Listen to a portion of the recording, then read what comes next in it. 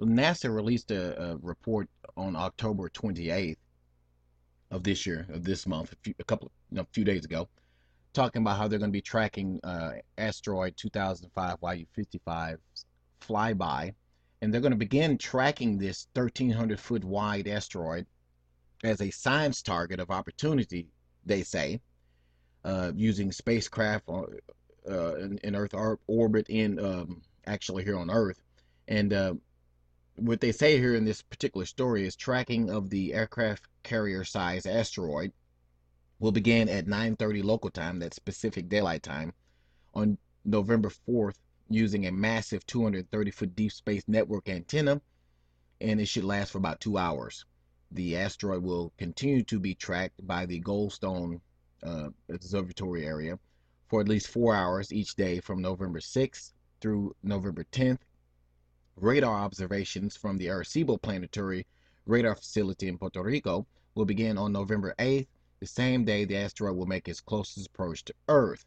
Now, the trajectory of asteroid 2000 YU55 is well understood, says NASA. At the point of its closest approach, it will be no closer than 201,700 miles from Earth, or 324,600 kilometers, or 0.85 the distance from the moon to Earth. The gravitational influence of the asteroid will have no detectable effect on anything here on Earth, they say, including our planet's tide or tectonic plates. In other words, they're saying it won't cause earthquakes or anything like that, which I already knew that, because I guess they have to say things like that because you got people out here on YouTube making videos saying that Elenin is still chasing the Earth in orbit and it's going to cause earthquakes and this and that.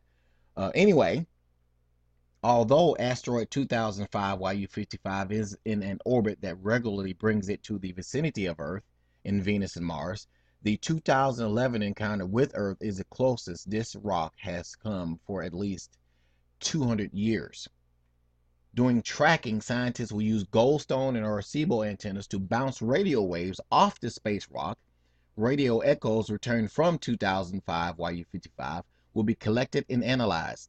NASA scientists hopes to obtain images of the asteroid from Goldstone as fine as about 7 feet per pixel.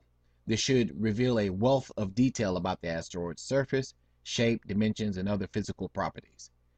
Arecibo Radio Observatory of asteroid 2000 YU55 observations of it anyway, made in 2010, showed it to be approximately a spherical shape, round.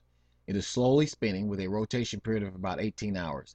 The asteroid's surface is darker than charcoal at optical wavelengths. Amateur astronomers who want to get a glimpse of YU55 will need a telescope with an aperture of at least 6 inches or 15 centimeters or larger. Now, I've been constantly checking the internet for anything that I could find. As you know, guys, I'm an amateur researcher, I call myself, and I haven't found anything at all anywhere that leads me to believe that YU55 will hit us.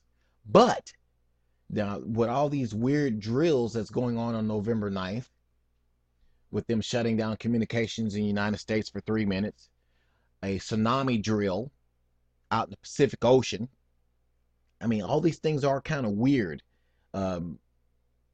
Obviously, you can't believe everything the government tells you. That's pretty obvious. That's pretty much common sense. I wouldn't believe everything the government tells me anyway, and you shouldn't either. So you have to be vigilant and keep your eyes open and be prepared for anything at all times, because you never know what's going to happen anyway, realistically.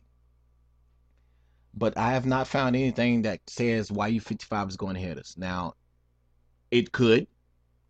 Do I think NASA would tell us if it was on a trajectory to hit us? No, they wouldn't tell us that. No, there's no way in hell they'd tell us that we're getting ready to get hit with an asteroid. They'd know about it. The government would know about it. Obama would know about it, and they'd all be in bunkers somewhere with their heads covered. Okay, but we, the regular people out here in the real world, wouldn't know anything about it. So that's why you should do your own research. Stay tuned to this channel.